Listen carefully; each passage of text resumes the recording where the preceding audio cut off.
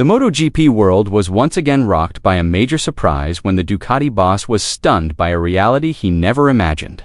Marc Márquez's words, initially thought to be a joke, became a shocking reality on the racetrack.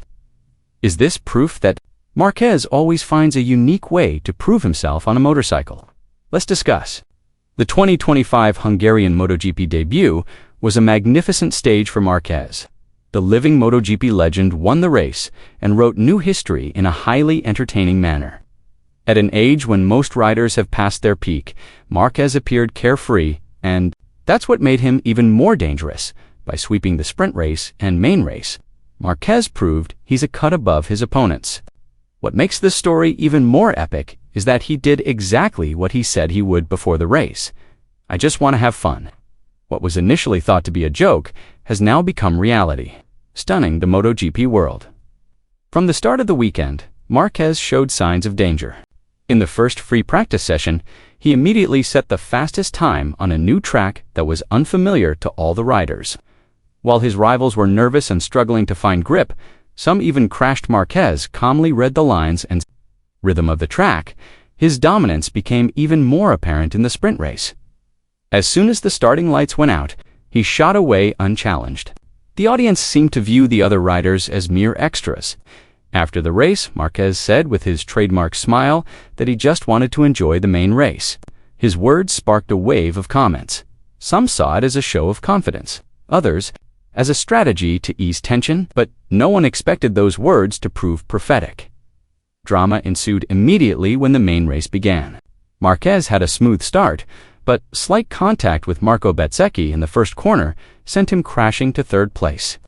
Thousands of eyes in the stands cheered, as some expected this to be the moment Marquez would falter. However, this is precisely where the magic of a legend lies. Marquez didn't appear to panic at all. He held his ground, maintained his distance, and slowly read the movements of the two riders ahead of him, Franco Morbidelli and Bezzecchi, lap after lap. Marquez continued to close the gap on Morbidelli. With his characteristic composure, he waited for the perfect moment to execute his move. When the slightest opening appeared, Marquez immediately moved in with neat, precise movements. He overtook Morbidelli without making contact, as if he were floating through an invisible space. The audience was left in awe of his incredible ability to read the situation. But Marquez's journey wasn't over yet. His next target was Marco Bezzecchi. The gap between them was considerable, yet Marquez remained composed. Lap after lap, he consistently closed the gap, demonstrating his powerful combination of speed, strategy, and composure. The crowd in the stands held their breath with each passing lap. They waited for the climactic moment to arrive, the distance between the two riders growing. Sure enough, when the time was right, Marquez executed a clean, perfect pass. Bezzecchi, the victim of the maneuver, was left speechless and unable to retaliate. This moment clearly showed why Marquez is considered a racing maestro, a rider who always knows how to turn pressure into a stunning spectacle. From that moment on, the race belonged to Marquez. He maintained a steady rhythm, leaving his rivals behind and crossing the finish line as the first winner and double champion. At Balaton Park, this victory unleashed an incredible wave of emotion within the Ducati camp. Davide Tardozzi, director of Ducati Course, admitted that he could hardly believe what he had just witnessed. What initially sounded like a simple joke, he said, turned into a reality that left everyone stunned. Honestly, I didn't expect it when he said he just wanted to have fun. I thought it was just his way of relieving the pressure. But he did it in a way that amazed everyone. This isn't just a victory. It's a statement, Tardozzi said proudly. Meanwhile, Gigi Dall'Igna, the general manager of Ducati, offered a similar assessment. He emphasized how special Marquez's riding style is, light yet deadly. He seems to be playing around on the track. There are no aggressive maneuvers or risky actions, yet he still dominates with elegance. Dall'Igna emphasized that this is the quality of a true champion. The two key Ducati figures ultimately agreed that the victory in Hungary wasn't just about strategy or the technical prowess of the Desmosedici. It was also a symbol that Ducati now has a new leader on the track. Marc Márquez won the race, and the hearts of the entire team, sending a strong message to his rivals that a new era for Ducati has officially begun. Marco Bezzecchi had to settle for second place, despite having led the race. He couldn't hide his frustration, but ultimately acknowledged Marc Márquez's superior performance. Franco Morbidelli rounded out the podium in third place. Morbidelli's consistency is commendable, though his speed clearly wasn't enough to match Márquez's performance on the Ducati. Meanwhile, other big names, such as Francesco Bagnaia and Pedro Acosta, were left behind. This race was a harsh blow to their rivals because one thing became clear: as long as Márquez remains on the track, they must be prepared for major challenges in every race. This victory means much more than just adding points to the standings. For Ducati, it proves that signing Marc Márquez was a golden move that is now bearing real fruit.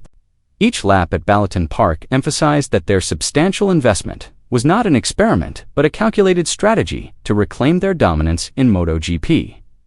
Meanwhile, for his rivals, the result of this race was a stark warning. Márquez may be getting older, but his edge hasn't diminished. In fact, his extensive experience and racing acumen make him more dangerous than ever, especially on a new circuit like Balloton Park, which demands rapid adaptation. For MotoGP fans, this victory was historic. They witnessed a living legend conquer an entirely new track and style, and prove that true class never fades with time. This race was difficult for many riders, but the key was quick adaptation. I knew Balloton Park had a unique character, so since practice I've been working hard to understand the track. When the race started, I already knew how to manage the rhythm. That was the key to my victory, Márquez said after the race, speaking simply yet authoritatively. However, not all riders could hide their frustration. Pecco Bagnaia, Márquez's closest rival for the title, was unable to hide his disappointment. He called what Márquez did almost unbelievable. "It's unbelievable how Marc could maintain his rhythm with the bike in that condition," he said. "I tried to stay close, but the gap just widened. It felt like we were all racing in different categories," said Bagnaia bitterly. His comments reflected the situation on the track, while others fought hard just to stay on the podium. Márquez danced under the pressure with grace. Now, his rivals, including Bagnaia, must face the harsh reality. Márquez's dominance isn't just about the perfect Ducati. It's also about how he controls fear and turns doubt into strength. With this victory, Márquez solidified his position as the top contender for the 2025 World Championship. His performance on the track proved that experience, ingenuity, and composure are powerful assets. As long as Márquez is on the track, anyone aspiring to become a world champion must be prepared to face the storm he brings. And at Balloton Park, in Hungary, history was made.